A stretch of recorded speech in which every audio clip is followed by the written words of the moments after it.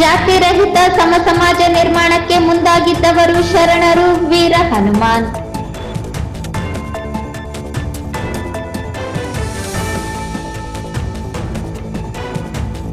ಮನಸ್ಸಿನಲ್ಲಿ ಕೀಳರಿಮೆ ತೊಲಗಿಸಿ ಯಶಸ್ಸಿನತ್ತ ಮುನ್ನುಗ್ಗಿ ಲಕ್ಷ್ಮಿ.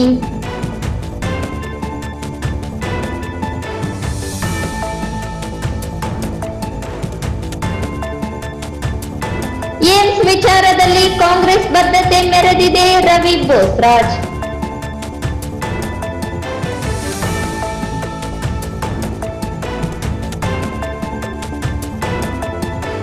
ಗ್ರಾಮ ಆಡಳಿತಾಧಿಕಾರಿಗಳ 2ನೇ ಹಂತದ ಅನಿರ್ದಿಷ್ಟಾವಧಿ ಮುಷ್ಕರ ಆರಂಭ.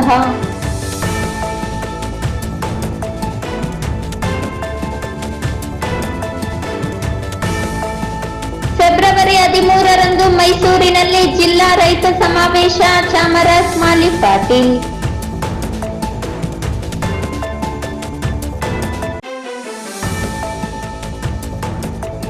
ಭತ್ತದ ಗುಣಮಟ್ಟದ ಬೀಜಗಳನ್ನು ಹೆಚ್ಚಿನ ದರಕ್ಕೆ ಖರೀದಿ ಮಾಡಲು ಆಗ್ರಹ.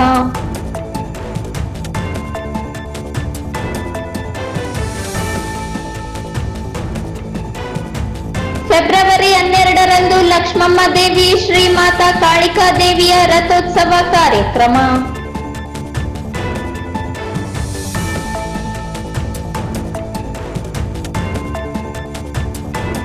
ಬೆಟ್ಟದೂರಿನಲ್ಲಿ ಅಕ್ರಮ ಕಲ್ಲು ಗಣಿಗಾರಿಕೆ ತಡೆಯದಿದ್ದಲ್ಲಿ ಡಿಸಿ ಕಚೇರಿ ಮುಂದೆ ಫೆಬ್ರವರಿ 15ರಂದು ಅನಿರ್ದಿಷ್ಟಾವಧಿ ಧರಣಿ. ಜಾವೀದ್ ಖಾನ್.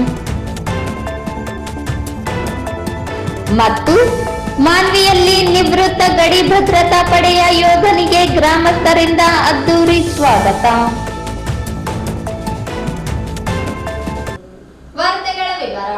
12ನೇ ಶತಮಾನದಲ್ಲಿ ಜಾತಿ ರಹಿತ ಮೌಢ್ಯ ವಿಚಾರವಿಲ್ಲದ ಸಮ ಸಮಾಜ ನಿರ್ಮಾಣ ಮಾಡುವುದಕ್ಕೆ ಮುಂದಾಗಿದ್ದವರು ಶರಣರು ಎಂದು ಹಿರಿಯ ಸಾಹಿತಿ ವೀರ ಹನುಮಾನ್ ಹೇಳಿದರು. ಜಿಲ್ಲಾಡಳಿತ, ಮಹಾನಗರ ಪಾಲಿಕೆ, ಕನ್ನಡ ಮತ್ತು ಸಂಸ್ಕೃತಿ ಇಲಾಖೆ ಸಂಯುಕ್ತಾಶ್ರಯದಲ್ಲಿ ಹಮ್ಮಿಕೊಂಡಿದ್ದ ಕಾಯಕ ಶರಣರ ಜಯಂತಿ ಕಾರ್ಯಕ್ರಮದಲ್ಲಿ ಉಪನ್ಯಾಸ ನೀಡುತ್ತಿದ್ದ ಅವರು 770 ಅಮರಂಗಣಗಳು ಹಾಗೂ 1,96,000 ಶರಣರು ಹೊಸ ಚಳುವಳಿಯಲ್ಲಿ ಪಾಲ್ಗೊಂಡಿದ್ದರು. ಬಸವಣ್ಣ ಅಲ್ಲಮಪ್ರಭು ಮುಂದಾಳತ್ವ ವಹಿಸಿದ್ದರು. ವಚನ ಚಳುವಳಿಯ ಮೂಲಕ ಸಮಾಜದ ಅನಿಷ್ಟ ಆಚರಣೆಗಳನ್ನು, ಮೂಢನಂಬಿಕೆಗಳನ್ನು, ಕಂದಾಚಾರಗಳನ್ನು ಪ್ರಶ್ನಿಸುವ ಮೂಲಕ ದೂರೀಕರಿಸುವ ಕೆಲಸ ಮಾಡಿದರು. ಅಂತವರ ಸಾಲಿನಲ್ಲಿ ತಳ ಸಮುದಾಯದ ಮಾದರ ಚೆನ್ನಯ್ಯ, ಮಾದರ ಧೂಳಯ್ಯ, ಉರಿಲಿಂಗ ಪೆದ್ದಿ, ದೊಹರ ಕಕ್ಕಯ್ಯ, ಸಮಗಾರ ಹರಳಯ್ಯ ಕೂಡ ಇದ್ದರು. ಅವರನ್ನು ಇಂದು ಸ್ಮರಿಸಲಾಗುತ್ತಿದೆ ಎಂದರು. ಭಾರತ ದೇಶವನ್ನ ಶ್ರೀಮಂತಗೊಳಿಸಿದ ಸನಾತನ ಧರ್ಮದ ಭಾರತಾಂಬೆಯನ್ನ ಋಣಬಂಧನದಲ್ಲಿ ಸ್ಮರಿಸಿಕೊಂಡು ಬೆಳೆಯುತ್ತಿರುವ ಆ ಕಾಯಕ ಶರಣರ ಅಡಿಧಾವರಿಗಳಿಗೆ ಭಕ್ತಿಯಿಂದ ಹಣೆ ಮುಗಿದು ಈ ನಾಡನ್ನ ಪಾವನಗೊಳಿಸಿದ ಪಾವನ ಮೂರ್ತಿಗಳು ಬಸವಾದಿ ಪ್ರಮುಖರನ್ನ ಋಣಬಂಧನದಲ್ಲಿ ಸ್ಮರಿಸಿಕೊಂಡು ಮುಖಾಂತರ ಒಂದು ಕಾರ್ಯಕ್ರಮವನ್ನ ಚಾಲನೆ ನೀಡಬೇಕೆಂದು ಎಲ್ಲ ಅತಿಥಿ ಮಹೋದಯರು ನಾನು ಕೇಳ್ಕೊಳ್ತಾ ಇದ್ದೇನೆ. ಎಲ್ಲ ಸಮಾಜದ ಮುಖಂಡರುಗಳು, ಅತಿಥಿ ಮಹೋದಯರು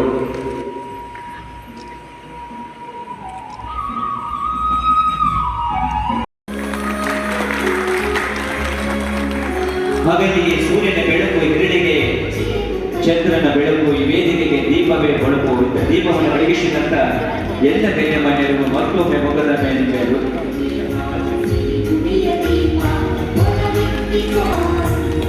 ದೀಪವನ್ನ ಬೆಳಗೋಣ, ಜ್ಯೋತಿಯನ್ನ ತೈಲಬತ್ತಿ ಮಾತ್ರವಲ್ಲದೆ ಮನದಲ್ಲಿರ್ತಕ್ಕಂಥ ಅಂಧಕಾರವನ್ನ ಅಳಿಸುವ ಸುಜ್ಞಾನದ ಓಡಿಸುವ ಜ್ಯೋತಿ, ಮನದ ದುಗುಡ ಮಾಧ್ಯಮದವರನ್ನ ಮತ್ತೊಮ್ಮೆ ಮೊದಲೊಮ್ಮೆ ತುಮಕೂರಿನ ಆತ್ಮೀಯ ಸ್ವಾಗತವನ್ನ ಕೋರ್ತಾ ಇದ್ದೇನೆ. ಪ್ರತ್ಯಕ್ಷವಾಗಿ ಪರೋಕ್ಷವಾಗಿ ಫಳ ಸಮುದಾಯದ ಜನ, ಅದರಲ್ಲಿ 5 ಮಂದಿ ಸೇರಿಕೊಂಡು ಮಾಡಿರ್ತಕ್ಕಂಥ ಕ್ರಾಂತಿ ಇಡೀ ವಿಶ್ವದಲ್ಲಿಯೇ ಬಹಳ ಸೂಚಿತವಾದ ಸಂಗತಿ. ಬಹುಶಃ ಇಂತಹ ಒಂದು ಚಳವಳಿ, ಅದು ವಚನಗಳ ಮೂಲಕ ಚಳವಳಿ, ಒಂದು ಸಮಾಜವನ್ನು ಸಮಾಜವನ್ನಾಗಿ ಮಾಡಲು ಮತ್ತು ಜಾತಿರಹಿತ ಸಮಾಜವನ್ನು ನಿರ್ಮಾಣ ಮಾಡಲು ಮತ್ತು ಅಂಧವಿಶ್ವಾಸವನ್ನು ದೂರ ಮಾಡಲು, ಮೂಢಾಚಾರಗಳನ್ನು ವಿರುದ್ಧವಾಗಿ ಮಾಡಿಕೊಂಡವರು, ಆ ಚಳುವಳಿಯಲ್ಲಿ ಮುಖ್ಯ ವಾಹಿನಿಯಲ್ಲಿ ಇದ್ದವರೇ ಸ್ಥಳ ಸಂದಾಗಿದ್ದಾರೆ.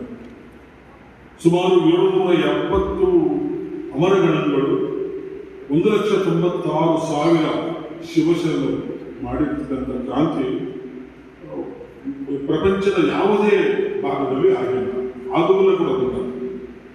ಅಂತಹ ಒಂದು ಚಳುವಳಿಯಲ್ಲಿ ಅನೇಕ ಶರಣರು ಸಾವಿರಾರು ಸಹಸ್ರಾರು ವಚನಗಳನ್ನು ಮಾಡಿ ಸಮಾಜದಲ್ಲಿ ಇರತಕ್ಕಂಥ ಅಂಕುಡೊಂಕುಗಳನ್ನು ವಿಚಾರ ಮಾಡುವಂತಹ ತತ್ವಗಳನ್ನು ಸಾರಿ ಅವುಗಳನ್ನು ಆಚರಣೆಯಲ್ಲಿ ತರುವಂಥ ಕೆಲಸವನ್ನು ಮಾಡಿದವರು ಬಸವಾದಿ ಶರಣರು.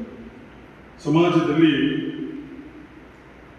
ಅದಾಗಲೇ 100,000 ವರ್ಷಗಳಿಂದ ಬಂದಿರತಕ್ಕಂಥ ಜಾತಿ ಪದ್ಧತಿ, ಅಸ್ಪೃಶ್ಯತೆ, ಗೂಢಾಚಾರಗಳನ್ನು ಕಡಾಖಂಡಿತವಾಗಿ ಖಂಡಿಸಿ ಅದರ ಜೊತೆಗೆ ಅವರು ನಡೆದು ವಚನಗಳನ್ನು ಹಾಡಿ ಎಲ್ಲರನ್ನು ಕರ್ಕೊಂಡು ಬಂದಿರತಕ್ಕಂಥ ಆ ಚಳುವಳಿ ಈಗಲೂ ನಮಗೆಲ್ಲರಿಗೂ ಮಾದರಿಯಾಗಿದೆ ಎನ್ನುವಂಥ.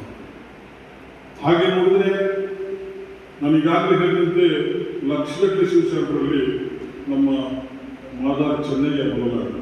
ಮಾದಾರ ಚೆನ್ನಯ್ಯ ಯಾಕೆ ಮೊದಲಾಗ್ತದೆ ಅಂತಂದರೆ ಬಸವಣ್ಣವರೇ ಹೇಳಿದಂತೆ ಮತ್ತು ಅನೇಕ ವಿದ್ವಾಂಸರು ಹೇಳಿದಂತೆ ವಚನ ಚಳುವಳಿಯ ಪಿತಾಮಹ ನಮ್ಮ ಮಾದಾರ ಚೆನ್ನಯ್ಯ ಅಂತೇಳಿ ರುಜುವಾಗಿದೆ. ಹಾಗಾಗಿ ಅವರು ಆದಿ ವಚನಕಾರ ಅಂತೇಳಿ ಭಾವಿಸ್ಕೊಂಡಿದ್ದಾರೆ.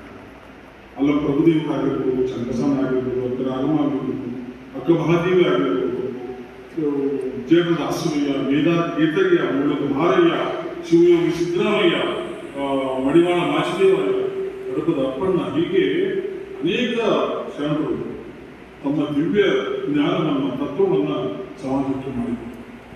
ಅದರಲ್ಲಿ ಬಹುಮುಖ್ಯವಾಗಿ ದಲಿತ ಸಮುದಾಯಕ್ಕೆ, ಅವಾಗ ದಲಿತರು ಅಂತ ಹೇಳ್ತಿದ್ದಿಲ್ಲ, ತಳ ಸಮುದಾಯಕ್ಕೆ ಸೇರ್ತಕ್ಕಂಥ ನಮ್ಮ ಈ ಮಾದಾರ ಚೆನ್ನಯ್ಯ, ಮಾದಾರ ಧೂಳಯ್ಯ, ದೋಹಾರ ಕಕ್ಕಯ್ಯ, ಹುಲಿಲಿಂಗ ಪೆದ್ದಿ ಯಾವ ಅನ್ನುವಂಥ ಚರ್ಚೆಗಳು ಈಗಾಗಲೇ ಬಹಳ ಇದೆ. ಅವರ ಮಠಗಳು ಇವೆ, ಹರಿಜನ ಮಠಗಳು ಅಂತ.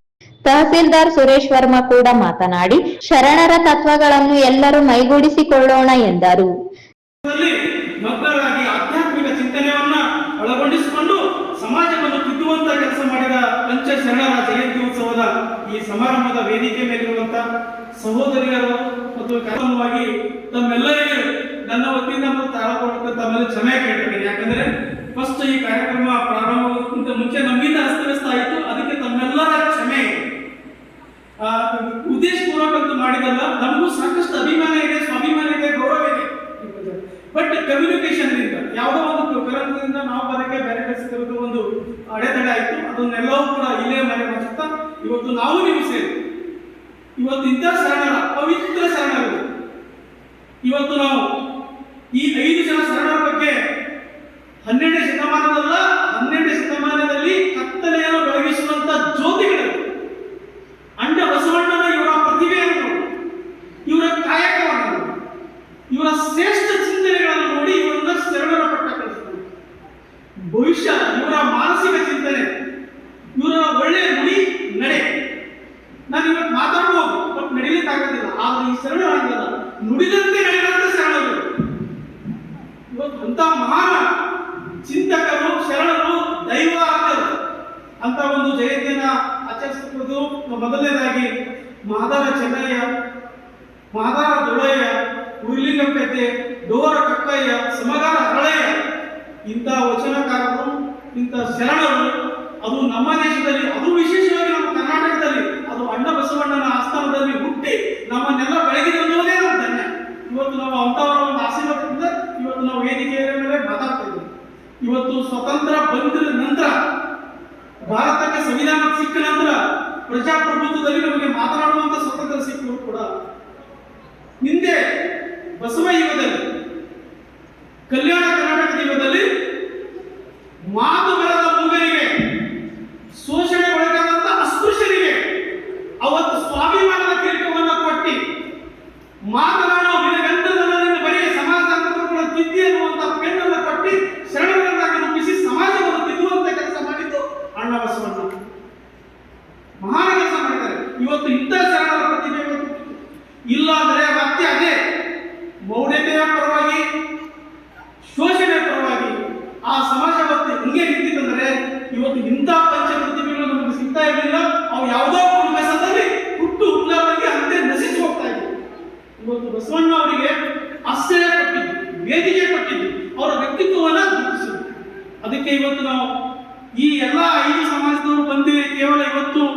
ಜಯಂತಿ ಮಾಡೋದು, ಅವ್ರ ಫೋಟೋಕ್ಕೆ ಹೂವಿನ ಹಾಕಿ ಬರೀ ಅವರನ್ನ ಹೊಗಳೋದು ಅಷ್ಟಕ್ಕೆ ಸೀಮಿತ ಆಗಬಾರ್ದು.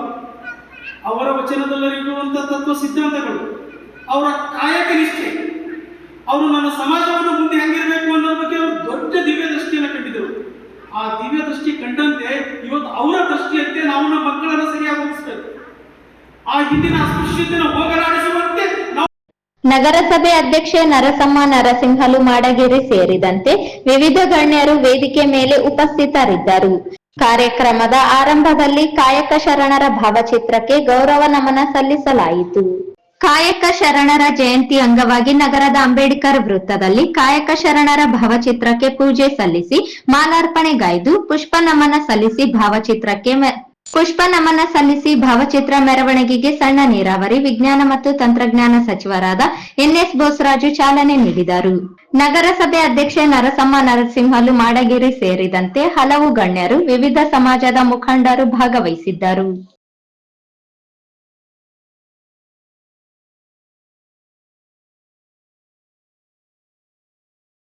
ವಿದ್ಯಾರ್ಥಿಗಳು ಅಂಕಗಳನ್ನು ಕಡಿಮೆ ಪಡೆದಿದ್ದಾರೆ ಎಂದು ಮಾತ್ರಕ್ಕೆ ಅವರನ್ನು ಕೀಳರಿಮೆಯಿಂದ ನೋಡಬಾರದು. ಅವರು ಎಲ್ಲರಂತೆ ಸಮಾನವಾಗಿಯೇ ಇರುತ್ತಾರೆ. ಅವರ ಮನಸ್ಸು ಮಾಡಿದರೆ ಯಶಸ್ಸಿನತ್ತ ನುಗ್ಗಬಲ್ಲರು ಎಂದು ನಗರಸಭೆ ಸದಸ್ಯೆ ಲಕ್ಷ್ಮಿ ಅಭಿಪ್ರಾಯಪಟ್ಟರು. ನಗರದ ಡಾಕ್ಟರ್ ಬಿಆರ್ ಅಂಬೇಡ್ಕರ್ ಹಾಗೂ ಬಾಬು ಜಗಜೀವನ್ ರಾಮ್ ಸಮುದಾಯ ಭವನದಲ್ಲಿ ಶಾಲಾ ಶಿಕ್ಷಣ ಇಲಾಖೆ ಮತ್ತು ಬಾಲಕಿಯರ ಸರ್ಕಾರಿ ಪದವಿ ಪೂರ್ವ ಕಾಲೇಜು ಹಾಗೂ ಕಾಲೇಜಿನ ಎನ್ಎಸ್ಎಸ್ ಘಟಕದ ಸಹಯೋಗದೊಂದಿಗೆ ಹಮ್ಮಿಕೊಂಡಿದ್ದ 2024-25ನೇ ಸಾಲಿನ ಸಂಭ್ರಮ ಸಮಾಗಮ ಹಾಗೂ ದ್ವಿತೀಯ ಪಿಯುಸಿ ವಿದ್ಯಾರ್ಥಿನಿಯರಿಗೆ ಬೀಳ್ಕೊಡುಗೆ ಸಮಾರಂಭದ ಮುಖ್ಯ ಅತಿಥಿಗಳಾಗಿ ಭಾಗವಹಿಸಿ ಮಾತನಾಡಿದರು. ಸತತ ಓದು, ಕಠಿಣ ಪರಿಶ್ರಮದಿಂದ ಸಾಧನೆ ಮಾಡಬಹುದು ಎಂದರು. ಒಂದು ಅಂಕ ಗಳಿಸಿದವರು, 10 ಅಂಕ ಗಳಿಸಿದವರು, ತೇರ್ಗಡೆ ಆದವರು ಎಲ್ಲರೂ ಕೂಡ ಅದೇ ಒಂದು ಶಾಲೆಯಲ್ಲಿ, ಅದೇ ಒಂದು ತರಗತಿಯಲ್ಲಿ, ಅದೇ ಒಂದು ಉಪನ್ಯಾಸಗಳನ್ನು ಕಲಿತವರು. ಈಗ ಒಬ್ಬರು 100ಕ್ಕೆ 80 ಅಂಕ ಪಡೆದಲ್ಲಿ, ಒಬ್ಬರು 100ಕ್ಕೆ 20 ಅಂಕ ಪಡೆದಿರುವಲ್ಲಿ ನಾವು ನೋಡ್ತಾ ಇದ್ದೇವೆ. ನಮ್ಮ ಸಾಮರ್ಥ್ಯ ಅಡಗಿರುತ್ತೆ. ಆ ಸಾಮರ್ಥ್ಯವನ್ನು ಹೆಚ್ಚಿಸಿಕೊಳ್ಳುವಂತ ಶಕ್ತಿ ನಿಮ್ಮಲ್ಲಿದೆ. ನಾನು 20ಕ್ಕೆ ಸೀಮಿತವಾಗ್ತೇನೆ ಅನ್ನುವಂಥ ನಿರ್ಧಾರ, ಅನ್ನೋದು ಅವರೇ ತಗೊಂಡ್ಬಿಟ್ಟಿದ್ದಾರೆ. ಅವರೇ ಆ ಸ್ಥಾನದಲ್ಲಿ ನಾನಲ್ಲಿ ಹೋಗ್ಲಿಕ್ಕೆ ಸಾಧ್ಯನೇ ಇಲ್ಲ, ನಾನು 20 ಮಾರ್ಕ್ಸ್ಗೆ ನಾನು ಲಿಮಿಟ್ ಮಾಡ್ಕೊಳ್ತೀನಿ ಅನ್ನತಕ್ಕಂಥ ನಿರ್ಧಾರ ನಾವು ಅನೇಕ ವಿದ್ಯಾರ್ಥಿಗಳನ್ನು ನೋಡ್ತೇವೆ. ಇಲ್ಲದ್ರೆ ಪ್ರಾಮಾಣಿಕವಾಗಿ ಪ್ರಯತ್ನ ಮಾಡಿದಾಗ ನೀವುಗಳೂ ಸಹ ಆ ಸಾಲಿಗೆ ಸೇರುವುದಕ್ಕೆ ಯೋಗ್ಯ ಅಂತ ಒಂದು ಮನಸ್ಸು ನಿಮ್ಮಲ್ಲಿ ಬರಬೇಕಾಗಿದೆ. ಅಷ್ಟೆಲ್ಲ ಬೇಕಾಗಿದೆ. ಏನಂತ ಹೇಳ್ತಾರೆ ವಿವೇಕಾನಂದರು? ಸಾಧನೆಗೆ ಅಸಾಧ್ಯವಾದದ್ದು ಯಾವುದು ಇಲ್ಲ ಮಗು, ಆದರೆ ಸಾಧಿಸುವಂತ ಛಲ ನಿಮಗೆ. ಅಂತ ಛಲದಿಂದ ನೀವೆಲ್ಲರೂ ಸಹ ಮುಂದೆ ಸಾಗಬೇಕು ಎಂಬುದಾಗಿ ಅಜ್ಞಾನವೆಂಬ ಭಂಡಾರವನ್ನ ಸಂಪಾದನೆ ಮಾಡಿ ಇಡೀ ಪ್ರಪಂಚಕ್ಕೆ ನೀವು ಶ್ರೀಮಂತರಾಗಿ ಜ್ಞಾನವನ್ನ ಹಂಚುವವರಾಗಿರಬೇಕು ಅಂತ ಈ ಒಂದು ಬೀಳ್ಕೊಡುಗೆ ಸಮಾರಂಭದಲ್ಲಿ ಸಂಪೂರ್ಣ ಮನಸ್ಸಿನಿಂದ ಹಾರೈಸಿ ನನ್ನ 2 ಮಾತುಗಳನ್ನು ಮುಗಿಸಿ. ಶಿಕ್ಷಣ ಇಲಾಖೆಯ ಶೋಭಾ ಅವರು ಮಾತನಾಡಿ, ಬಾಲಕಿಯರು ಸಂಕೋಚ ಬಿಟ್ಟು ಹೊರ ಪ್ರಪಂಚಕ್ಕೆ ಕಾಲಿಡಬೇಕು. ಆಗ ಹೊಸ ಜಗತ್ತು ತೆರೆದುಕೊಳ್ಳುತ್ತದೆ. ಉನ್ನತ ವ್ಯಾಸಂಗಕ್ಕೆ ಮುನ್ನುಗ್ಗುವ ಧೈರ್ಯ ಬರುತ್ತದೆ. ಧೈರ್ಯದಿಂದ ಮುನ್ನುಗ್ಗಿ ಯಶಸ್ಸು ಸಾಧಿಸಿ ಎಂದು ಆಶಿಸಿದರು.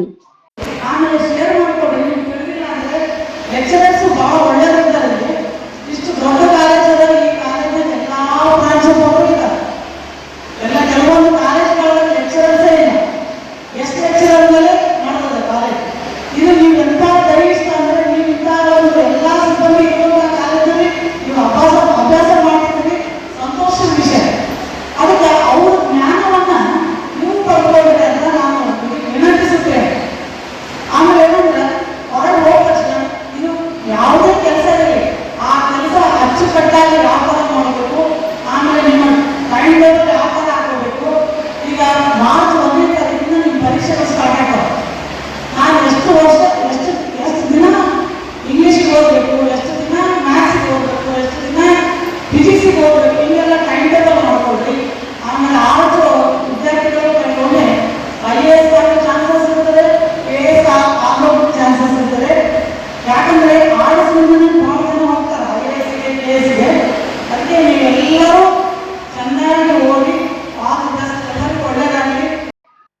ರವೀಂದ್ರ ಜಲ್ದಾರ್ ಸೇರಿದಂತೆ ವಿವಿಧ ಗಣ್ಯರು ವೇದಿಕೆ ಮೇಲೆ ಉಪಸ್ಥಿತರಿದ್ದರು. ಸಭಾಂಗಣ ವಿದ್ಯಾರ್ಥಿನಿಯರಿಂದ ತುಂಬಿ ತುಳುಕುತ್ತಿತ್ತು. ರಾಯಚೂರಿನಲ್ಲಿ 1000ಕ್ಕೂ ಅಧಿಕ ದಿನಗಳಿಂದ ರಾಯಚೂರಿನಲ್ಲಿಯೇ ಏಮ್ಸ್ ಸ್ಥಾಪನೆ ಮಾಡಬೇಕು ಎಂದು ಹೋರಾಟ ನಡೆಯುತ್ತಿದ್ದರೂ ಕೇಂದ್ರ ಸರ್ಕಾರ ಮಲತಾಯಿ ಧೋರಣೆ ಅನುಸರಿಸುತ್ತಿರುವುದು ಎಷ್ಟು ಸರಿ ಎಂದು ಕಾಂಗ್ರೆಸ್ ಯುವ ಮುಖಂಡ ರವಿ ಬೋಸರಾಜ್ ಪ್ರಶ್ನಿಸಿದರು. ರಾಜ್ಯ ಸರ್ಕಾರ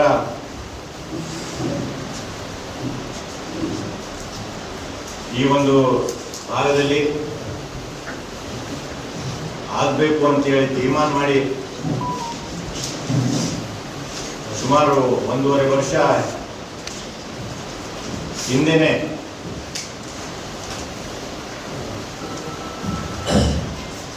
ಪ್ರಧಾನಮಂತ್ರಿಗಳಿಗಾಗಿರ್ಬೋದು, ಮುಖ್ಯಮಂತ್ರಿಗಳಿಗಾಗಿರ್ಬೋದು, ಮತ್ತೆ ಹೆಲ್ತ್ ಮಿನಿಸ್ಟರ್ ಆಗಿನ ಕಾಲದ ಹೆಲ್ತ್ ಮಿನಿಸ್ಟರ್ ಆದಂಥ ನಡ್ಡಾ ಅವರಿಗೇನು ಪತ್ರಗಳು ಬರೆದಿದ್ದಾರೆ. ಅದೇ ರೀತಿ ನಮ್ಮ ಜಿಲ್ಲಾ ಮಂತ್ರಿಗಳು ಡಾಕ್ಟರ್ ಶರಣ್ ಪ್ರಕಾಶ್ ಪಾಟೀಲ್ ಅವರು, ಬೋಸರಾಜ್ ಅವರು, ಮತ್ತೆ ಎಲ್ಲ ಶಾಸಕರ ತಂಡ ಪಕ್ಷಾತೀತವಾಗಿ ಸೆಂಟ್ರಲ್ ಗೌರ್ಮೆಂಟ್ಗೆ ಹೋಗಿ ಒಂದು ಬೇಡಿಕೆಯನ್ನು ಇಟ್ಟಿದ್ರು. ರಾಜ್ಯ ಸರ್ಕಾರ, ಅದು ಕಾಂಗ್ರೆಸ್ ಪಕ್ಷ, ಮುಖ್ಯಮಂತ್ರಿಗಳು, ಉಪಮುಖ್ಯಮಂತ್ರಿಗಳು ನಮ್ಮ ಪ್ರಣಾಳಿಕೆಯಲ್ಲಿ ಇದನ್ನು ನಾವು ರಾಯಚೂರಲ್ಲಿ ಸ್ಥಾಪನೆ ಮಾಡ್ತೀವಿ ಅಂತ ಹೇಳಿ ಮುದ್ದಾಮಾಗಿ ರಾಹುಲ್ ಗಾಂಧಿ ಅವರು, ಖರ್ಗೆ ಅವರು ಒಂದು ಇದರಲ್ಲಿ ಇವತ್ತು ರಾಯಚೂರಲ್ಲೇ ಸ್ಥಾಪನೆ ಮಾಡ್ತೀವಿ ಅಂತ ಪ್ರಣಾಳಿಕೆಯಲ್ಲಿ ಹೇಳಿ ಆ ಬದ್ಧತೆಯನ್ನು ಮುಂದಿನ ದಿವಸಗಳಾದರೆ ಈ 1.5 ವರ್ಷದಲ್ಲಿ ತೋರಿಸಿದ್ದಾರೆ, ಪತ್ರ ಬರೆದಿದ್ದಾರೆ, ಇಲ್ಲೇ ಆಗಬೇಕು ಅಂತೇಳಿ ಒತ್ತಾಯ ತಂದಿದ್ದಾರೆ. ಅದಲ್ಲದೆ ಕಾರ್ಪೊರೇಷನ್ ಅನ್ನು ಮಾಡಿದ್ದಾರೆ. ನಮ್ಮ ಏರ್ಪೋರ್ಟಿಗೆ ಏನೇನು ಕ್ಲಿಯರೆನ್ಸಸ್ ಕೊಡಬೇಕಾಗಿದೆ ಅದೆಲ್ಲ ಕ್ಲಿಯರೆನ್ಸಸ್ನು ಇವತ್ತು ನಾನು ಧನ್ಯವಾದಗಳು ಹೇಳಬೇಕಾಗ್ತದೆ.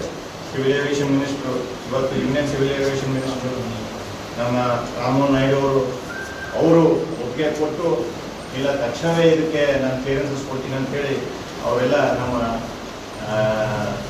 MP ಅವರು, ಕುಮಾರ್ ನಾಯ್ಕ್ ಅವರು, ನಾವೆಲ್ಲ ಹೋಗಿ ಅವ್ರನ್ನ ಭೇಟಿಯಾದಾಗ ಇಮಿಡಿಯೇಟ್ ಆಗಿ ಅದಕ್ಕೆ ಒಪ್ಪಿಗೆ ಕೊಟ್ಟರು. ಇವೆಲ್ಲ ಆಗಬೇಕು, ಇವೆಲ್ಲ ಮಾಡಬೇಕು ಅಂತಂದರೆ ಎಲ್ಲೋ ಒಂದು ಕಡೆ ರಾಜ್ಯ ಸರ್ಕಾರದಿಂದ ಏನೇನು ಮಾಡಬೇಕಾಗಿದೆ ಎಲ್ಲ ಮಾಡಾಯ್ತು. ಮುಂದೆನೂ ಮಾಡಬೇಕು, ಇನ್ನೂ ಬಹಳಷ್ಟು ಇದಾವೆ. ಇಷ್ಟಕ್ಕೆ ನಿಲ್ಬೇಕಂತ ಇನ್ನೂ ಬಹಳಷ್ಟು ಮಾಡಬೇಕಾಗಿದೆ. ಅದರಲ್ಲಿ ಎಲ್ಲರೂ ಸಹಕಾರ ಇರಬೇಕು, ನಾಗರಿಕರದ್ದು ಇರಬೇಕು. ಎಲ್ಲೋ ಒಂದು ಕಡೆ ನಾವೆಲ್ಲರೂ ಇದು ಹಾಗೇ ಬೇಕು, ಇದು ಇಲ್ಲಿ ಮಾಡೇಬೇಕು ಅಂತಂದ್ರೆ ನಮ್ದು ಬಹಳಷ್ಟು ಪಾತ್ರ ಇದೆ.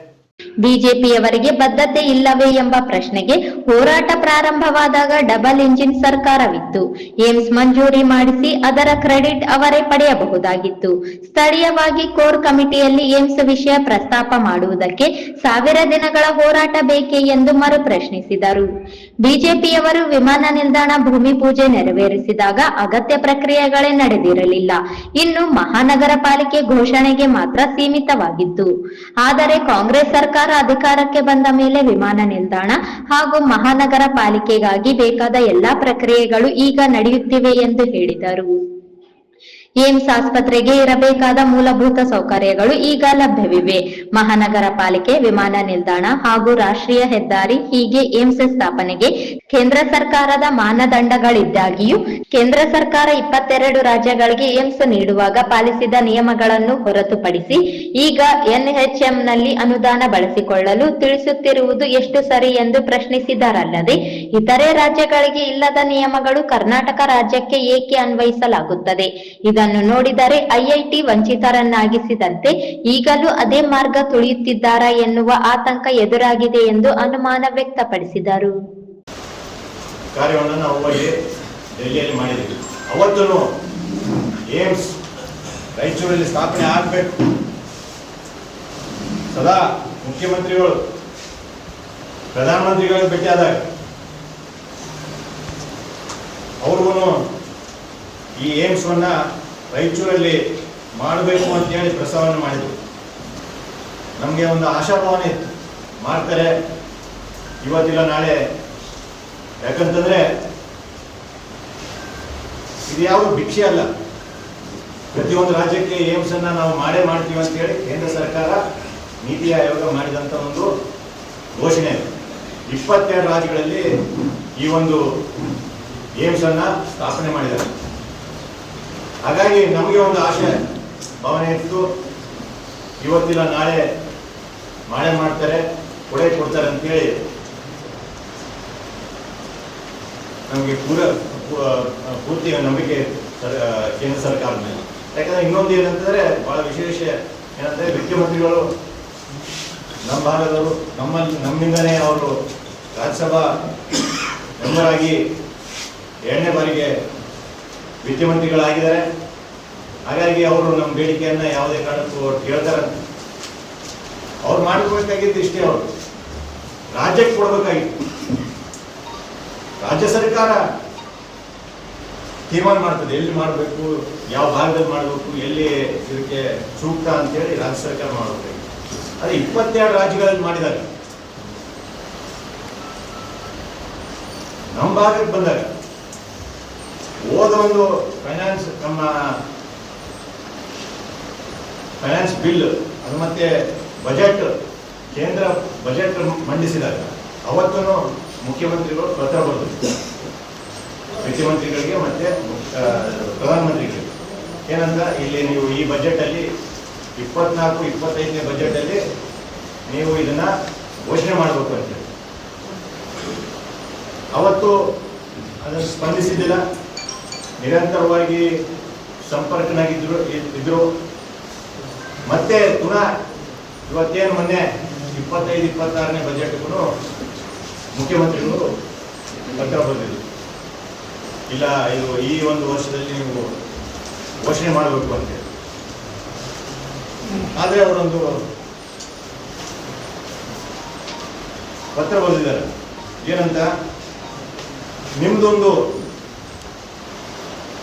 NHM ಅಂದ್ರೆ ನ್ಯಾಷನಲ್ ಹೆಲ್ತ್ ಮಿಷನ್ ನಲ್ಲಿ ಏನು ಅನುದಾನ ಕೊಡ್ತಾ ಇದ್ದೀವಿ, ಅದರಲ್ಲಿ ಬೇಕಾಗಿದ್ರೆ ನೀವು ಅದನ್ನ ನೀವು ಅದೇ ಫಂಡಲ್ಲಿ, ಇಲ್ಲಿ ಹೇಳ್ತಾರೆ ಇಂಗ್ಲಿಷಲ್ಲಿದೆ,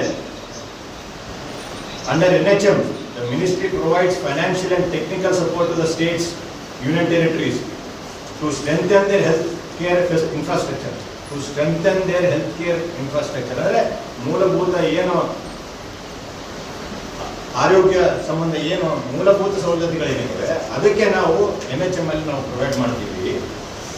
based on the requirements forced by the states duties in this program implementation plans within their overall resources envelope.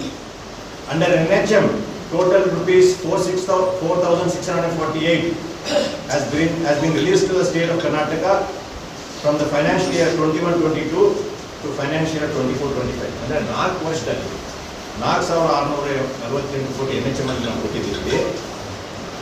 ಅದರಲ್ಲಿ ನೀವು ಮತ್ತೆ ಇನ್ನೊಂದು PM ಅಭಿಮ್ ಅಂತ ಹೇಳಿ ಇನ್ನೊಂದು ಫಂಡ್ ಇರ್ತದೆ, ಅದರಲ್ಲಿ 194 ಕೋಟಿ ಕೊಟ್ಟಿದ್ದೀವಿ. ಇವೆರಡು ಸೇರಿ ಇದರಲ್ಲಿ ಈ ಒಂದು ಫಂಡಲ್ಲಿ ನೀವು ಬೇಕಾಗಿದ್ರೆ ನೀವು ಏಮ್ಸ್ ಅನ್ನ ನೀವು ತಗೋಬಹುದು ಅಂತ ಹೇಳಿದೆ. ನಾನು ಯಾಕೆ ಈ ವಿಷಯವನ್ನು ಪ್ರಸ್ತಾಪ ಮಾಡ್ತಾ ಇದ್ದೀನಿ ಅಂತಂದ್ರೆ, ಇವತ್ತು 22 ರಾಜ್ಯಗಳಲ್ಲಿ ಎಲ್ಲಿ ಅಂತ ಒಂದು ಪತ್ರ ಬರಲಿಲ್ಲ. ಯಾವ ಡೇಟಿಗೆ ಬರ್ತಾರೆ? 14ನೇ ಜನವರಿ 25. ಎಲ್ಲಿ 22 ಕಡೆ ಎಲ್ಲಿ ಏಮ್ಸ್ ಅನ್ನ ಸ್ಥಾಪನೆ ಮಾಡಿದ್ದಾರೆ, ಅಲ್ಲಿ ಎಲ್ಲಿ ಇವರು NHM ಫಂಡ್ಸ್ ಯೂಸ್ ಮಾಡ್ರಿ, PM ಅಭಿಮ್ ಫಂಡ್ಸ್ ಯೂಸ್ ಮಾಡ್ರಿ ಅಂತ ಎಲ್ಲಿ ಹೇಳಿದ್ದಾರೆ. ಮಾತ್ರ ಕರ್ನಾಟಕ ಯಾಕೆ? ಏನು ಉದ್ದೇಶ ಹೌದು ಅಥವಾ ದುರುದ್ದೇಶನ ಆಗ್ಬಾರ್ದಂತನ ಪತ್ರ ಬರಲಿಲ್ಲ. ಯಾವ ಡೇಟಿಗೆ ಬರ್ತಾರೆ? 14ನೇ ಜನವರಿ 25. ಎಲ್ಲಿ 22 ಕಡೆ ಎಲ್ಲಿ ಏಮ್ಸ್ ಅನ್ನ ಸ್ಥಾಪನೆ ಮಾಡಿದ್ದಾರೆ, ಅಲ್ಲಿ ಎಲ್ಲಿ ಇವರು NHM ಫಂಡ್ಸ್ ಯೂಸ್ ಮಾಡ್ರಿ, PM ಅಭಿಮ್ ಫಂಡ್ಸ್ ಯೂಸ್ ಮಾಡ್ರಿ ಅಂತ ಎಲ್ಲಿ ಹೇಳಿದ್ದಾರೆ. ಮಾತ್ರ ಕರ್ನಾಟಕ ಯಾಕೆ? ಏನು ಉದ್ದೇಶ ಹೌದು ಅಥವಾ ದುರುದ್ದೇಶನ ಆಗ್ಬಾರ್ದಂತನ ಇದಕ್ಕೆ ಮುಖ್ಯಮಂತ್ರಿಗಳು ಪತ್ರ ಬರೆದಿದ್ದಾರೆ. ಇಲ್ಲ ಅದು ಆರೋಗ್ಯ ಏನು ಮೂಲಭೂತ ಡಿಸ್ಟ್ರಿಕ್ಟ್ ಹಾಸ್ಪಿಟಲ್ಸ್ನ ನಾವು ಸ್ಟ್ರೆಂಥನ್ ಮಾಡೋಕ್ಕೆ ಆ ಒಂದು ಅಮೌಂಟನ್ನು ನೀವು ಕೊಡ್ತಾ ಇದ್ರಿ, ಅದರಲ್ಲಿ ಏಮ್ಸನ್ನು ತಗೊಳ್ಳೋಕ್ಕೆ ಆಗೋದಿಲ್ಲ. ನೀವು ಸೆಪ್ರೇಟಾಗಿ ನೀವು ಬೇರೆ ಕಡೆ ಹೆಂಗೆ ಕೊಟ್ಟಿದ್ದೀರಿ PMSSYಯಲ್ಲಿ ಪ್ರಧಾನ ಮಂತ್ರಿ ಸ್ವಾಸ್ಥ್ಯ ಸುರಕ್ಷಾ ಯೋಜನೆಯಲ್ಲಿ ನೀವೆಲ್ಲ ಕಡೆ 22 ರಾಜ್ಯಗಳಲ್ಲಿ ಕೊಟ್ಟಿದ್ದೀರಿ, ಅದೇ ರೀತಿ ನಮ್ಮಲ್ಲಿ ನಮಗೂ ಕೊಡ್ರಿ ಅಂತ CM ಅವರು ಒಂದು ಪತ್ರ ಬರೆದಿದ್ದಾರೆ. ಇದೆಲ್ಲ ಮುಗಿದ ನಂತರ ಗ್ರಾಮ ಆಡಳಿತಾಧಿಕಾರಿಗಳ 2ನೇ ಹಂತದ ಅನಿರ್ದಿಷ್ಟಾವಧಿ ಮುಷ್ಕರವು ನಗರದ ತಹಸೀಲ್ದಾರ್ ಕಚೇರಿ ಎದುರು ಇಂದು ಪ್ರಾರಂಭವಾಗಿದೆ. ಕರ್ನಾಟಕ ರಾಜ್ಯ ಗ್ರಾಮ ಆಡಳಿತಾಧಿಕಾರಿಗಳ ಕೇಂದ್ರ ಸಂಘ ರಾಯಚೂರು ತಾಲೂಕು ಘಟಕದ ವತಿಯಿಂದ ಅನಿರ್ದಿಷ್ಟಾವಧಿ ಮುಷ್ಕರಕ್ಕಿಳಿಯಲಾಗಿದೆ. ಗ್ರಾಮ ಆಡಳಿತಾಧಿಕಾರಿಗಳಿಗೆ ಮೂಲಭೂತ ಸೌಲಭ್ಯಗಳನ್ನು ಒದಗಿಸಬೇಕು, ಸೇವಾ ಸೌಲಭ್ಯಗಳನ್ನು ಕಲ್ಪಿಸುವ ನಿಟ್ಟಿನಲ್ಲಿ ಹಲವು ಬೇಡಿಕೆಗಳ ಈಡೇರಿಕೆಗಾಗಿ ಆಗ್ರಹಿಸಿ ಮುಷ್ಕರ ಪ್ರಾರಂಭವಾಗಿದೆ. 10-15 ವರ್ಷಗಳಿಂದ ಪದೋನ್ನತಿಯಿಂದ ವಂಚಿತರಾಗಿದ್ದೇವೆ. ಅಂತರ್ಜಿಲ್ಲಾ ವರ್ಗಾವಣೆ ರದ್ದತಿ ಪುನರ್ ಪರಿಶೀಲನೆ ಮಾಡಬೇಕು. ಸ್ವಂತ ಕಟ್ಟಡ ಹಾಗೂ ಮೂಲಭೂತ ಸೌಕರ್ಯಗಳನ್ನು ಒದಗಿಸಿಕೊಡಬೇಕು. ಹೀಗೆ 10 ಹಲವು ಬೇಡಿಕೆಗಳನ್ನಿಟ್ಟುಕೊಂಡು ಪ್ರಾರಂಭವಾಗಿರುವ ಮುಷ್ಕರವು ಬೇಡಿಕೆ ಈಡೇರುವವರೆಗೂ ಮುಂದುವರಿಯಲಿದೆ ಎಂದು ಪ್ರತಿಭಟನಾಕಾರರು ಆಗ್ರಹಿಸಿದರು. ಸಚಿವರ ಮುಂದೆ ನಾವು ಈ ಬೇಡಿಕೆಗಳನ್ನು ಈಡೇರಿಸಲು ನಾವು ಮನವಿಯನ್ನು ಪತ್ರವನ್ನು ಸಲ್ಲಿಸುತ್ತೇವೆ. ಈಗಾಗಲೇ ನಾವು ಸುಮಾರು ಸಲ ಬೇಡಿಕೆಗಳನ್ನು ಈಡೇರಿಸಲು ಮನವಿ ಪತ್ರ ಕೂಡಿದರೆ 1ನೇ ಹಂತದಲ್ಲಿ ಮುಷ್ಕರವನ್ನು ಹಮ್ಮಿಕೊಂಡಿದ್ದಾಗ ಅವರು ಬೇಡಿಕೆಗಳನ್ನು ಈಡೇರಿಸುವಂತೆ ಭರವಸೆ ನೀಡಿದರು. ಇಲ್ಲಿವರೆಗೆ ಯಾವುದೇ ರೀತಿ ಬೇಡಿಕೆಗಳನ್ನು ಈಡೇರಿಸಿರುವುದಿಲ್ಲ. ಅದಕ್ಕಾಗಿ ನಾವು ಇಂದು ನಮ್ಮ ತಾಲೂಕಿನ ಮತ್ತು ರಾಜ್ಯಾದ್ಯಂತ ಎಲ್ಲ ಕಡೆಗಳನ್ನ 2ನೇ ಹಂತದ ಮುಷ್ಕರವನ್ನು ಮುಂದುವರಿಸಿದ್ದೇವೆ. ಬೇಡಿಕೆಗಳು ಈಗ ನಮ್ಮ ಬೇಡಿಕೆಗಳು ಮೂಲಭೂತ ಸೌಲಭ್ಯಗಳನ್ನು ಒದಗಿಸಿಕೊಡುವ ಬಗ್ಗೆ. ನಮಗೆ ಇದುವರೆಗೆ ಆದರೂ ಕೂಡ ಒಂದು ಯಾವುದೇ ಕಟ್ಟಡ ಇಲ್ಲ, ಕುಂದಿರಲಿಕ್ಕೆ ಯಾವುದೇ ರೀತಿಯಾಗಿ ಚೇರ್ ಇಲ್ಲ, ಯಾವುದೇ ರೀತಿಯಾಗಿ ವ್ಯವಸ್ಥೆ ಕೂಡ ನಮಗೆ ಇದುವರೆಗೆ ಕೂಡ ಸರ್ಕಾರದ ಕಡೆಯಿಂದ ಮಾಡಿಲ್ಲ. ಅದಾದರೂ ಕೂಡ ಕೆಲವೊಂದು ನಾವು ಈಗೇನು ಗೌರ್ಮೆಂಟ್ಲಿಂದ ಸರ್ಕಾರದಿಂದ ಬಿಡುವಂಥ ಆ್ಯಪ್ಗಳು ಯಾವುದು ಆಧಾರ್ ಸೀಡಿಂಗ್ ಆ್ಯಪ್ ಆಗಲಿ ಇನ್ನಿತರ ಆ್ಯಪ್ಗಳಾಗಲಿ ಇವೆಲ್ಲವೂ ಕೂಡ ಇವು ಎಲ್ಲ ಆನ್ಲೈನ್ಗಳಿಗೂ ಕೂಡ ನಾವೇ ಖರ್ಚು ಮಾಡುವಂಥ ಪರಿಸ್ಥಿತಿ ಒದಗಿ ಬಂದಿದೆ. ಇದರಿಂದ ಭಾಳ ತೊಂದರೆ ಕೂಡ ನಾವು ಅನುಭವಿಸ್ತಾ ಇದ್ದೀವಿ. ಇನ್ನೂ ಹಲವಾರು ಸಮಸ್ಯೆಗಳಿದೆ. ಕರ್ನಾಟಕ ರಾಜ್ಯ ರೈತ ಸಂಘದ ವತಿಯಿಂದ ಪ್ರೊಫೆಸರ್ MD ನಂಜುಂಡಸ್ವಾಮಿ ಅವರ 89ನೇ ಜಯಂತಿ ಅಂಗವಾಗಿ ಜಿಲ್ಲಾ ರೈತ ಸಮಾವೇಶವನ್ನು ಫೆಬ್ರವರಿ 13ರಂದು ಆಯೋಜಿಸಲಾಗಿದೆ ಎಂದು ಸಂಘದ ಗೌರವಾಧ್ಯಕ್ಷ ಹಾಗೂ ಸರ್ವೋದಯ ಕರ್ನಾಟಕ ಪಕ್ಷದ ರಾಜ್ಯಾಧ್ಯಕ್ಷ ಚಾಮರಾಜ ಮಾಲಿಪಾಟೀಲ್ ಹೇಳಿದರು.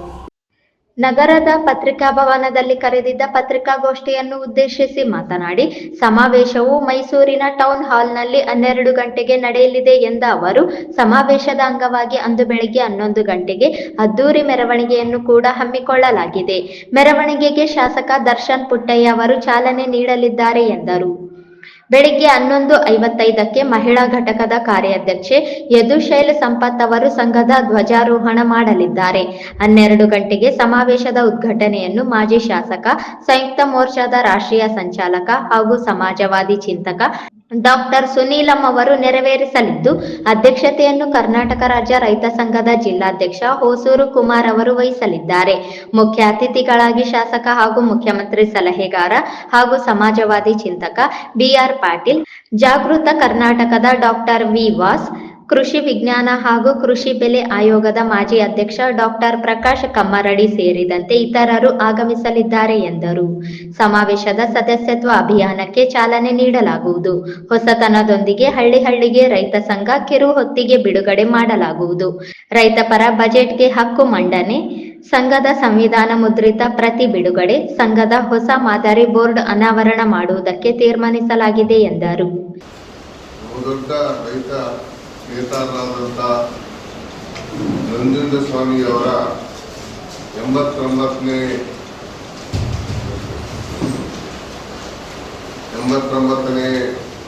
ಜಯಂತಿಯನ್ನು ಫೆಬ್ರವರಿ 13ರಂದು ಮೈಸೂರಿನಲ್ಲಿ ನಡೆಸಬೇಕಂತ ಎಲ್ಲ ರಾಜ್ಯ ಸಮಿತಿ ಮುಖಾಂತರ ತೀರ್ಮಾನ. ಇವತ್ತು 44 ವರ್ಷಗಳಿಂದ ರೈತ ಚಳವಳಿ ನಡೆದು ಬಂದರೂ ಕೂಡ ಸಂಪೂರ್ಣವಾಗಿ ನಮ್ಮ ರೈತರ ಆಶೋತ್ತರಗಳನ್ನು ಈಡೇರಿಸಲಿಕ್ಕೆ ಆಗಿದೆ. ಅದಕ್ಕೆ ಹಲವಾರು ಕಾರಣಗಳಿವೆ. ರೈತ ಸಂಘದ ಮೇಲ್ಮಟ್ಟದ ನಾಯಕರ ತಪ್ಪು ನಿರ್ಣಯಗಳು,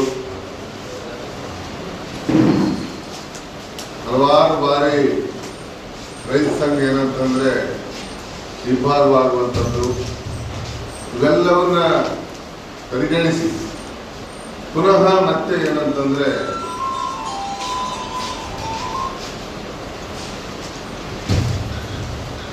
ಒಂದು ಬಹುದೊಡ್ಡ ಚಳವಳಿಯಾಗಿ ಮಾರ್ಪಾಡು ಮಾಡಲಿಕ್ಕೆ ಏನೇನು ಮಾಡಬೇಕು ಅನ್ನೋದ್ರ ಬಗ್ಗೆ ಒಂದು ಚಿಂತನ ಮಂಥನ ನಡೆದು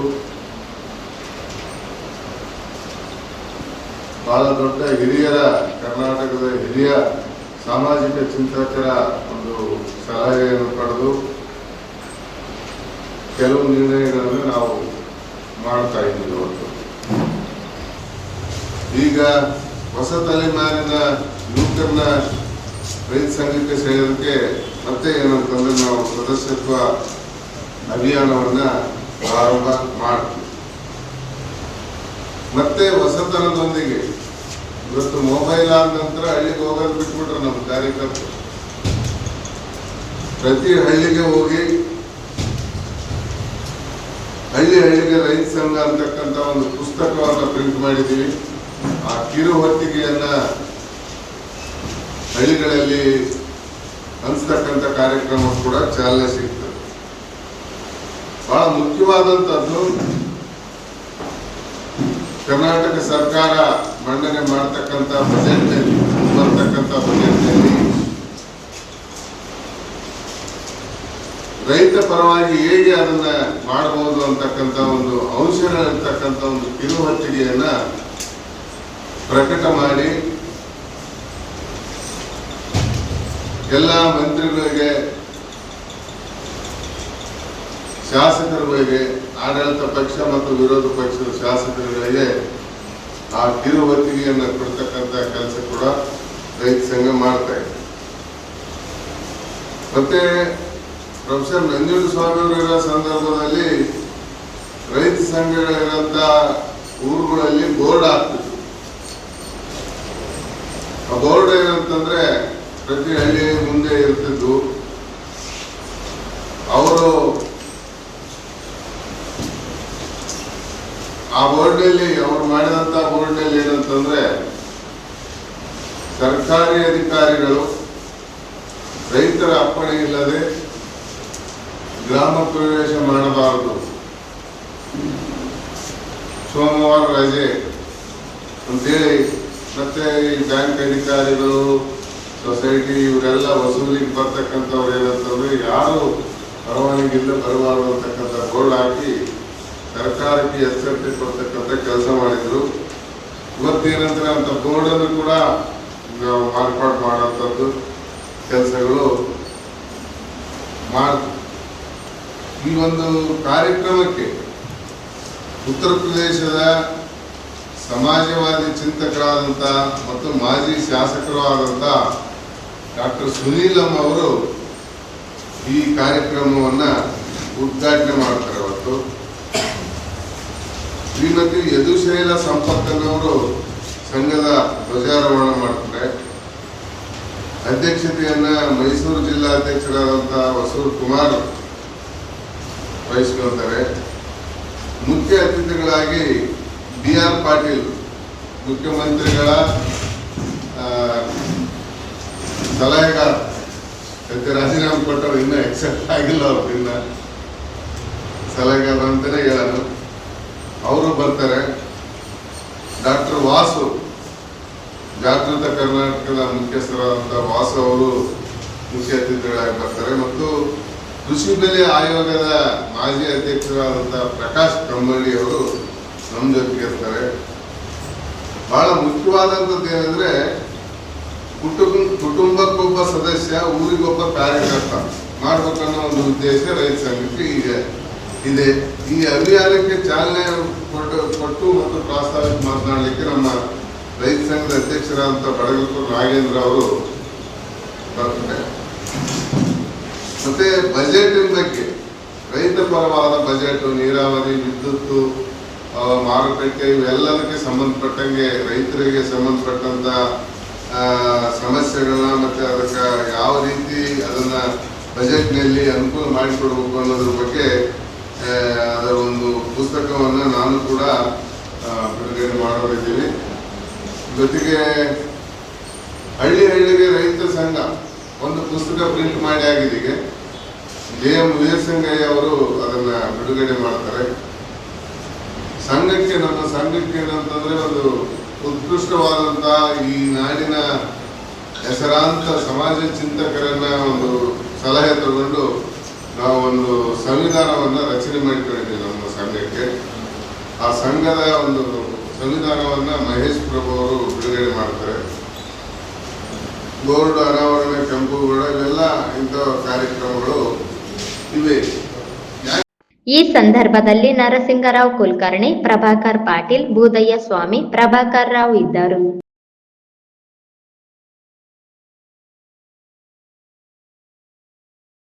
ಕರ್ನಾಟಕ ರಾಜ್ಯ ಬೀಜ ನಿಗಮದಡಿ ಖರೀದಿ ಮಾಡುವ ಬಿಟಿಪಿ, RNR ಮತ್ತು MTU ಗುಣಮಟ್ಟದ ಭತ್ತಗಳನ್ನು ಹೆಚ್ಚಿನ ದರಕ್ಕೆ ಖರೀದಿ ಮಾಡಬೇಕು ಎಂದು ರಾಯಚೂರು ಜಿಲ್ಲಾ ಪ್ರಾಮಾಣಿಕ ಬಿತ್ತನೆ ಬೀಜ ಬೆಳೆಗಾರರ ಸಂಘದ ಅಧ್ಯಕ್ಷ ಟಿ. ಶರಣಬಸವ ಪಾಟೀಲ್ ಆಗ್ರಹಿಸಿದರು.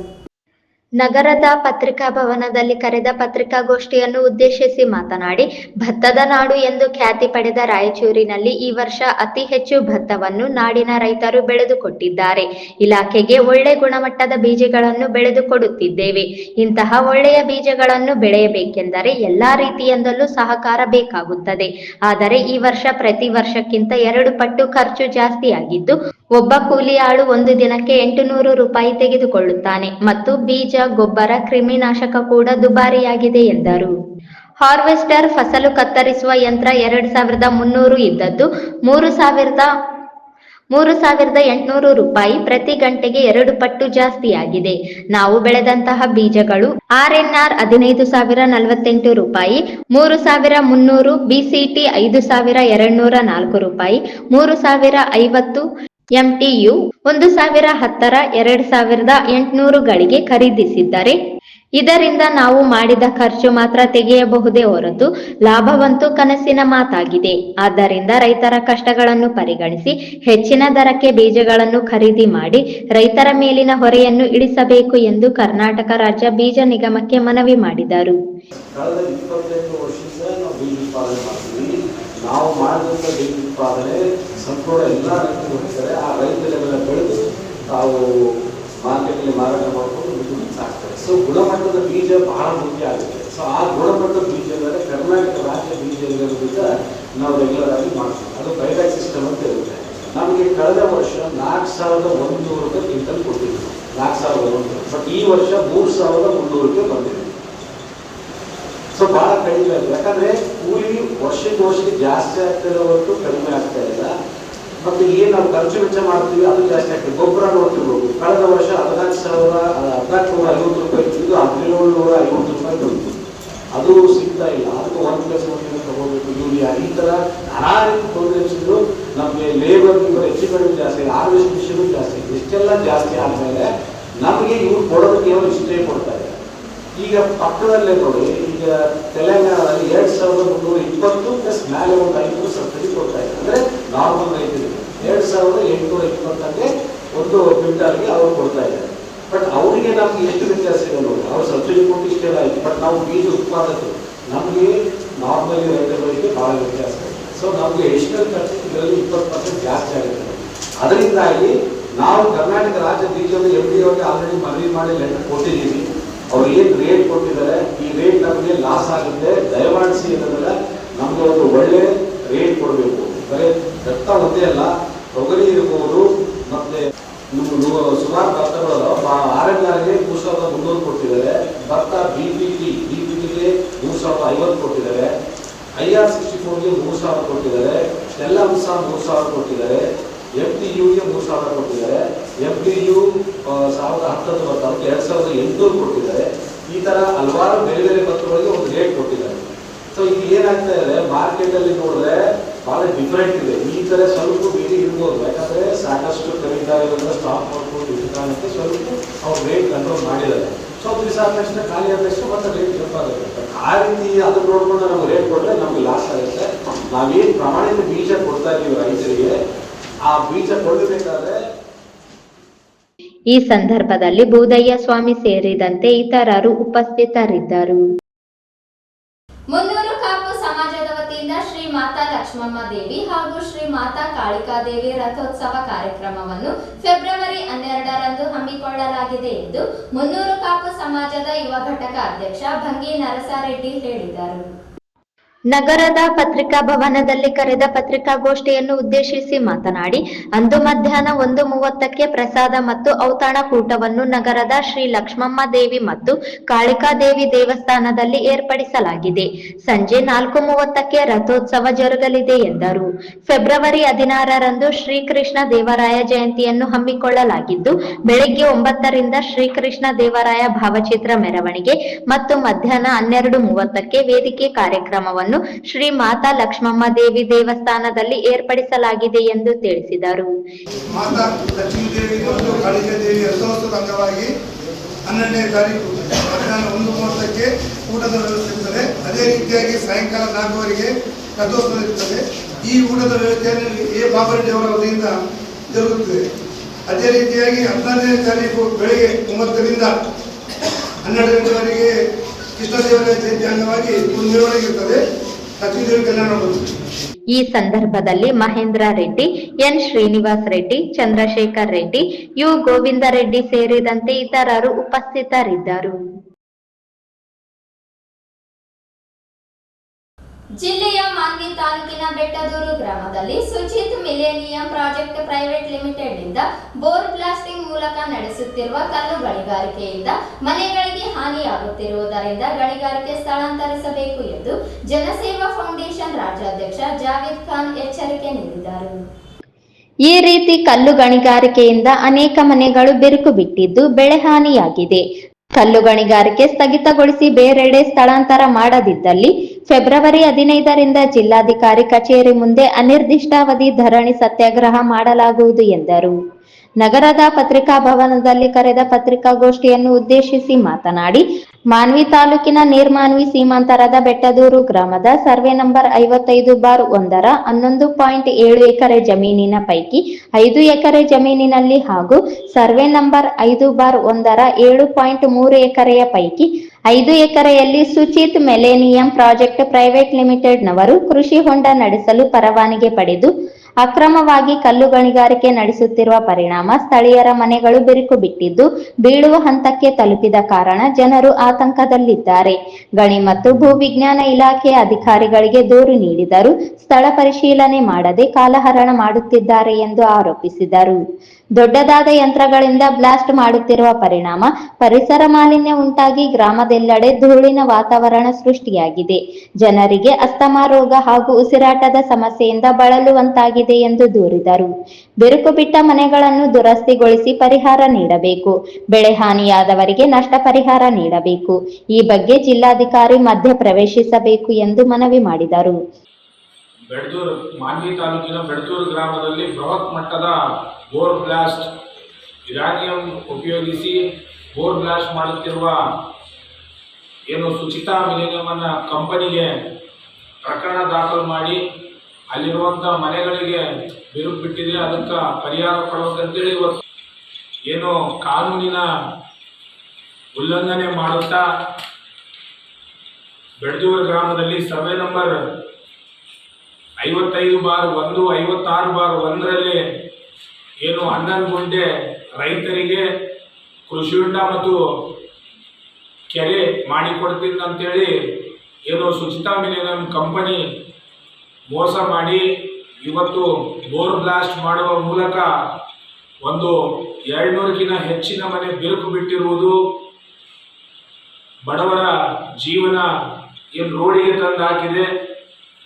ಇಲ್ಲಿ ಜಿಲ್ಲಾಡಳಿತ ಮತ್ತು ಜಿಲ್ಲಾಧಿಕಾರಿಗಳು ಆಮೇಲೆ ಮೈನ್ಸ್ ಆ್ಯಂಡ್ ಜ್ಯುವೆಲರ್ಸ್ ಮೇಡಮ್ ಅವರು ಆಮೇಲೆ AC ಸಾಹೇಬರು ಸತತ ನಾವು 1 ತಿಂಗಳ ಒಂದು ತಿಂಗಳದಿಂದ ಏನು ಅವರ ಕಚೇರಿಗೆ ಅಲೆದಾಡಿ ಇವತ್ತು ಮಾಧ್ಯಮದ ಮುಖಾಂತರ ನ್ಯಾಯ ಬೇಕೆಂದು ನಾವು ಜಿಲ್ಲಾಡಳಿತಕ್ಕೆ ಮತ್ತು ಈ ರಾಜ್ಯ ಮೈನ್ಸ್ ಆ್ಯಂಡ್ ಜಿಯಾಲಜಿ ಸಚಿವರಿಗೆ ಒಂದು ಪತ್ರ ಬರೆದಿದ್ದೇವೆ. ಏನು ಗ್ರಾಮದಲ್ಲಿ ರೈತರು ಬಿತ್ತಿದ ಬೆಳೆಗಳು ರೈತರ ಕೈಗೆ ಬಂದಿಲ್ಲ, ಎಲ್ಲ ಧೂಳದಿಂದ ತುಂಬಿರುವುದರಿಂದ ಆ ಭತ್ತಕ್ಕೆ ಬೆಂಬಲ ಬೆಲೆ ಇಲ್ಲದೆ ಬೆಡದೂರು ಗ್ರಾಮದ ರೈತರು ಇವತ್ತು ಕುಗ್ಗಿ ಹೋಗಿದ್ದಾರೆ. ಆಮೇಲೆ ಬಡವರು ಏನೋ ಇಲ್ಲಿರುವಂಥ 89 ಡಿಸ್ಟ್ರಿಬ್ಯೂಟರ್ಗೆ ಕಾಲುವೆಗೆ ನೀರಿಲ್ಲ ಅಂತೇಳಿ ಗೂಳೆ ಹೊತ್ತಿ ಅಂತಾರಾಜ್ಯಕ್ಕೆ ದುಡಿಯಲು ಹೋದಾಗ ವಾಪಸ್ ಬಂದು ಅವರ ಮನೆಗಳು ನೋಡಿದಾಗ ಈ ಬಾಂಬ್ ಬ್ಲಾಸ್ಟಿಂಗಿಂದ ಅವರ ಮನೆಗಳು ಸೀಳಿ ಹೋಗಿರ್ತಕ್ಕಂಥದ್ದು. ಏನು ಯಾವ ಥರ ಇವರ ಒಂದು ಸ್ವರೂಪ ಇದೆ ಬ್ಲಾಸ್ಟಿಂಗ್ ಅಂತಂದರೆ, ಇಡೀ ರಾಜ್ಯಾದ್ಯಂತ ಇದು ಬಂದಿದೆ, ಆದರೆ ಅವರು ಈ ರೀತಿ ಬಾಂಬ್ ಬ್ಲಾಸ್ಟಿಂಗನ್ನು ಮಾಡ್ತಾ ಇದ್ದಾರೆ. ಇದಕ್ಕೆ ಸರ್ಕಾರ ಅನುಮತಿ ಕೊಟ್ಟಿದೆನಾ, ಯಾರು ಅನುಮತಿ ಕೊಟ್ಟಿದೆನಾ ಈ ಥರ ಬಾಂಬ್ ಬ್ಲಾಸ್ಟಿಂಗ್ ಮಾಡೋಕ್ಕೆ? ಆಮೇಲೆ ರೈತರ ಹೊಲಗಳಲ್ಲಿ ಧೂಳು, ಈ ಬೋರ್ ಬ್ಲಾಸ್ಟಿಂಗ್ ಸರ್ಕಾರದಿಂದ ಏನು ಚಿಕ್ಕಬಳ್ಳಾಪುರಲ್ಲಿ ಆದಂಥ ಘಟನೆ ನಮಗೆಲ್ಲರಿಗೂ ಗೊತ್ತಿದೆ. 5 ಜನ ಅಲ್ಲೇ ಕೆಲಸ ಮಾಡುವಂಥ ಕೂಲಿ ಕಾರ್ಮಿಕರು ಆ ಬ್ಲಾಸ್ಟಿಂಗಲ್ಲಿ ಸತ್ತು ಹೋಗಿದ್ರು. ಆದ ಕಾರಣ ರಾಜ್ಯದಲ್ಲಿ ಅದು ಬ್ಯಾನ್ ಆಗಿದೆ. ಆದರೆ ಈ ಅಂತಾರಾಜ್ಯ ಕಂಪನಿ ಏನು ಸುಚಿತಾ ಮಿಲೇನಿಯಂ ಇಲ್ಲಿ ಬೆಡದೂರಲ್ಲಿ ಅಕ್ರಮ ಕಲ್ಲು ಗಣಿಗಾರಿಕೆ ಮಾಡೋದರ ಮುಖಾಂತರ ನಮಗೆ ಇವತ್ತು ಬಡವರ ಮನೆಗಳಿಗೆ ಬೀಳಿಸೋಕೆ ಇಲ್ಲಿ ಬಂದಿದೆ ಅಂತೇಳಿ ನಾವು ಮಾಧ್ಯಮದ ಮುಖಾಂತರ ಹೇಳ್ತೀವಿ. ಜಿಲ್ಲಾಡಳಿತ ಮತ್ತು ಮೈನ್ಸ್ ಆ್ಯಂಡ್ ಜಿಯಾಲಜಿ ರವರು ಒಂದು ವಾರದ ಒಳಗಡೆ ದಿನಾಂಕ 15/2/2025 ಒಳಗಡೆ ಏನು ಬಡವರ ಮನೆಗಳು ಏನು ಬಿರುಕು ಬಿಟ್ಟಿದೆ, ಬೃಹತ್ ಮಟ್ಟದ ಬ್ಲಾಸ್ಟಿಂಗ್ ಮಾಡಿ ಯಾರು ಈ ನೀಚ ಕೃತ್ಯ ಎಸಗಿದ್ದಾರೆ, ಬಡವರ ಮನೆ ಬೀಳಿಸೋಕೆ ಇವರು ಅಂತಾರಾಜ್ಯದಿಂದ ಬಂದಿಲ್ಲಿ ಕಲ್ಲು ಗಣಿಗಾರಿಕೆ ಮಾಡ್ತಾ ಇದ್ದಾರೆ. ರೈತರ ಹೊಲಗಳು ಬಿತ್ತಿದ ಬೆಳೆಗಳು ಕೈಗೆ ಬಂದಿಲ್ಲ ಅಂತೇಳಿ ರೈತ ಇವತ್ತು ಬೇಸತ್ತು ಹೋಗಿದ್ದಾನೆ. ಇದನ್ನೆಲ್ಲ ಉದ್ದೇಶ ಇಟ್ಟುಕೊಂಡು 15ನೇ ತಾರೀಕು ಒಳಗಡೆ ಅವ್ರು ಏನಾದರೂ ನಮ್ಗೆ ಉತ್ತರ ಕೊಟ್ಟಿಲ್ಲ ಅಂತಂದ್ರೆ 16ನೇ ತಾರೀಕು ಅಥವಾ 17ನೇ ತಾರೀಕು ಬೆಳಗ್ಗೆ ನಾವು ಬೆಳಗ್ಗೆಯಿಂದ ಅಹೋರಾತ್ರಿ ಧರಣಿ ಸತ್ಯಾಗ್ರಹ ಜಿಲ್ಲಾಧಿಕಾರಿಗಳ ಕಚೇರಿ ಮುಂದೆ ನಾವು ಹಮ್ಮಿಕೊಳ್ತೀವಿ ಸರ್. ಧನ್ಯವಾದ. ಸಂಘದ ಪ್ರಧಾನ ಕಾರ್ಯದರ್ಶಿ ಮಹೇಶ್ ಚಲುವಾದಿ ಬೆಟ್ಟದೂರು ಮಾತನಾಡಿ, ಕಲ್ಲು ಗಣಿಗಾರಿಕೆ ಅಕ್ರಮ ನಿರ್ವಹಣೆ ಬಗ್ಗೆ ದೂರು ನೀಡಿದರು. ಸಂಬಂಧಿಸಿದ ಇಲಾಖೆ ಅಧಿಕಾರಿಗಳು ಗಂಭೀರವಾಗಿಲ್ಲ. ನಮ್ಮ ಮನೆ ಬೆಳೆ ರಕ್ಷಣೆ ಮಾಡಿಕೊಳ್ಳಲು ನಾವು ಉಗ್ರವಾದ ಹೋರಾಟಕ್ಕೂ ಸಿದ್ಧವಾಗಿದ್ದೇವೆ ಎಂದು ತಿಳಿಸಿದರು. ರಿಕ್ವೆಸ್ಟ್ ಮಾಡ್ತಾ ಇದ್ದೀವಿ, ದಯವಿಟ್ಟು ಇದನ್ನ ನಮ್ಮ ಒಂದು ಮನವಿಯನ್ನ ಸ್ವೀಕಾರ ಮಾಡಿದ್ರೆ ಚೆನ್ನಾಗಿರುತ್ತೆ. ಇಲ್ಲಾಂದ್ರೆ ಇನ್ನು ಮುಂದಿನ ದಿನಗಳ ದಯವಿಟ್ಟು ನಮ್ಮ ಒಂದು ಮನೆಯನ್ನು ಏನು ಕೊಟ್ಟಿದ್ದೀವಲ್ಲ ಅಟ್ಲೀಸ್ಟ್ ಬಂದಾಗ್ಬಿಟ್ಟು ಅದನ್ನು ನೋಡಿ ಗೊತ್ತಾಗುತ್ತೆ. ಸೀಳೋದಾಗಲಿ ಬ್ಲಾಸ್ಟ್ಗಳು ನಮ್ಮ ಜಿಲ್ಲೆಯಾದ್ಯಂತ ಅಲ್ಲ, ಕರ್ನಾಟಕದ ಭಾರತದಲ್ಲಿ ಯಾವುದೋ ಕಡೆಯಲ್ಲಿ ಯಾವುದರಲ್ಲಿ ಕೊಟ್ಟಿಲ್ಲ ಪರ್ಮಿಷನ್ ಹೇಳ್ತಿದ್ದಾರೆ. ಓಲಿ ನಮ್ಮ ಒಂದು ಗ್ರಾಮ 200 ರಿಂದ 300 ಮೀಟರ್ ಅಂತರದಲ್ಲಿದೆ ಆ ಒಂದು ಬಾರಿಗೆ ಮತ್ತು ನಮ್ಮ ಗ್ರಾಮಕ್ಕೆ. ಈ ಒಂದು ಬ್ಲಾಸ್ಟಿಂದ ಮನೆಗಳು ಹಳ್ಳಾಗ್ಬಿಟ್ಟು ಸೀಳಿಕೆ ನಿಂತಿದ್ದಾರೆ. ದಯವಿಟ್ಟು ಜಿಲ್ಲಾಧಿಕಾರಿಗಳಲ್ಲಿ ಮತ್ತೊಂದು ಆಮೇಲೆ ಮೈಸೂರು ಜಿಲ್ಲಾಧಿಕಾರಿ ಪ್ರತಿ ಸಾರಿ ಒಂದು 2-3 ಇದುವರೆಗೆ ನಮ್ಮ ಹತ್ರ ಕಾಪಿ ಇದಾವೆ, ಬನ್ನಿ ಮೇಡಮ್ ನೋಡಿ ಈ ತರ ನಮ್ದು ಈ ತರ ಲಾಸ್ ಆಗ್ತಾ ಇದೆ, ನಾವು ಈ ತರ ಇದಾಗ್ತಾ ಇದೆ ಅಂತ ಕೇಳಿ ಬೇಸತ್ತು ಹೋಗಿದ್ದೀವಿ. ನಾವು ಇನ್ನು ಮುಂದೆ ಇಲ್ಲಿವರೆಗೆ ಕಾನೂನಾತ್ಮಕ ಹೇಳ್ತಾ ಇದ್ದೀವಿ. ನಾವು ದಯವಿಟ್ಟು ಬಂದ್ಬಿಟ್ಟು ಕೇಳಿದ್ರಿ ಮಾಡಿದ್ರಿ ಅಂತಂಗಿದ್ರೆ ಚೆನ್ನಾಗಿರ್ತದೆ. ಇಲ್ಲಾಂದ್ರೆ ಇನ್ನು ಮುಂದಿನ ದಿನಗಳಲ್ಲಿ ಉಗ್ರವಾದ. ಈ ವೇಳೆ ಗ್ರಾಮಸ್ಥರಾದ ರಾಮಕೃಷ್ಣ ದೊರೆ, ಮಾಜಿ ಸೈನಿಕ ಮಹಾದೇವಪ್ಪ, ವೀರೇಶ ಸಾಹುಕಾರ್ ಇದ್ದರು. ತಾಲೂಕಿನ ನೀರ್ಮಾನ್ವಿ ಗ್ರಾಮದಲ್ಲಿ ಭಾರತೀಯ ಗಡಿ ಭದ್ರತಾ ಪಡೆಯಲ್ಲಿ ಸೇವೆ ಸಲ್ಲಿಸಿ ನಿವೃತ್ತಿ ಹೊಂದಿದ ಯೋಧ ತಿಮ್ಮಪ್ಪ ಗುಜ್ಜಲ್ ಹರವಿಯವರನ್ನು ಗ್ರಾಮಸ್ಥರು ಮೆರವಣಿಗೆ ನಡೆಸಿದರು. ತಾಲೂಕಿನ ನೀರ್ಮಾನ್ವಿ ಗ್ರಾಮದಲ್ಲಿ ಭಾರತೀಯ ಗಡಿ ಭದ್ರತಾ ಪಡೆಯ ವಿವಿಧ ಬೆಟಾಲಿಯನ್ಗಳಲ್ಲಿ ವಿವಿಧ ಹಂತಗಳಲ್ಲಿ ದೇಶ ಭದ್ರತೆಯಲ್ಲಿ ಅಪಾರವಾದ ಸೇವೆಯನ್ನು ಸಲ್ಲಿಸಿ ವಯೋನಿವೃತ್ತಿ ಹೊಂದಿದ ಗಡಿ ಭದ್ರತಾ ಪಡೆಯ ನಿವೃತ್ತ ಯೋಧರಾದ ತಿಮ್ಮಪ್ಪ ಗುಜ್ಜಲ್ ಹರವಿಯವರನ್ನು ಗ್ರಾಮಸ್ಥರು ಹಾಗೂ ಮಾಜಿ ಯೋಧರು ಗ್ರಾಮಕ್ಕೆ ಗೌರವದಿಂದ ಬರಮಾಡಿಕೊಂಡು ತೆರೆದ ವಾಹನದಲ್ಲಿ ಜೆಸಿಬಿಗಳಿಂದ ಪುಷ್ಪವೃಷ್ಟಿ ಮಾಡಿ ಗ್ರಾಮದ ಪ್ರಮುಖ ಬೀದಿಗಳಲ್ಲಿ ನಿವೃತ್ತ ಯೋಧರಾದ ತಿಮ್ಮಪ್ಪ ಗುಜ್ಜಲ್ ಹರವಿ ಹಾಗೂ ಕುಟುಂಬದವರ ಅವರನ್ನು ಮೆರವಣಿಗೆ ನಡೆಸಿ ಗೌರವಿಸಿದರು.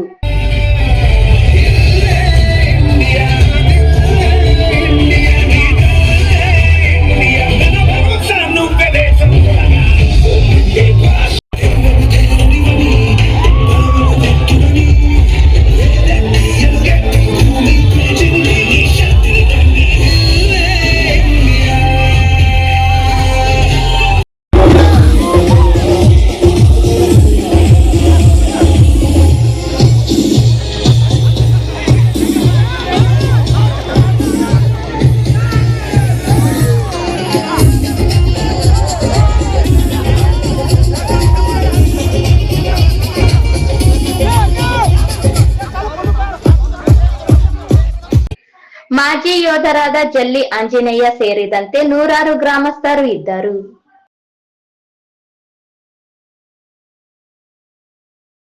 ಕೊನೆಯಲ್ಲಿ ಮತ್ತೊಮ್ಮೆ ಮುಖ್ಯಾಂಶಗಳು.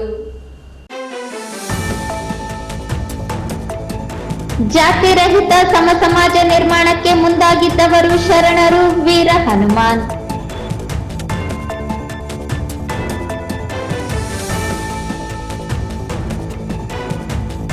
ಮನಸ್ಸಿನಲ್ಲಿ ಕೀಳರಿಮೆ ತೊಲಗಿಸಿ ಯಶಸ್ಸಿನತ್ತ ಮುನ್ನುಗ್ಗಿ ಲಕ್ಷ್ಮಿ.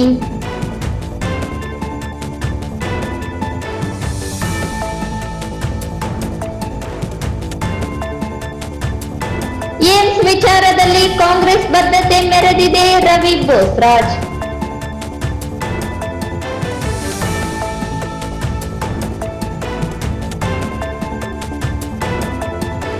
ಗ್ರಾಮ ಆಡಳಿತಾಧಿಕಾರಿಗಳ 2ನೇ ಹಂತದ ಅನಿರ್ದಿಷ್ಟಾವಧಿ ಮುಷ್ಕರ ಆರಂಭ.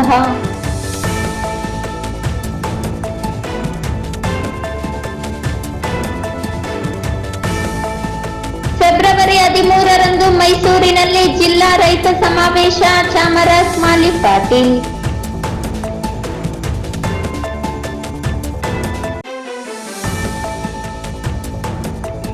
ಭತ್ತದ ಗುಣಮಟ್ಟದ ಬೀಜಗಳನ್ನು ಹೆಚ್ಚಿನ ದರಕ್ಕೆ ಖರೀದಿ ಮಾಡಲು ಆಗ್ರಹ.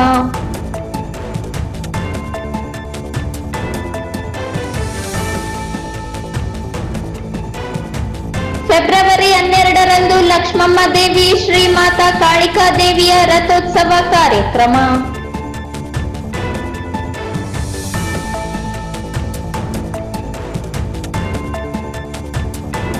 ಬೆಟ್ಟದೂರಿನಲ್ಲಿ ಅಕ್ರಮ ಕಲ್ಲು ಗಣಿಗಾರಿಕೆ ತಡೆಯದಿದ್ದಲ್ಲಿ ಡಿಸಿ ಕಚೇರಿ ಮುಂದೆ ಫೆಬ್ರವರಿ 15ರಂದು ಅನಿರ್ದಿಷ್ಟಾವಧಿ ಧರಣಿ ಜಾವೀದ್ ಖಾನ್.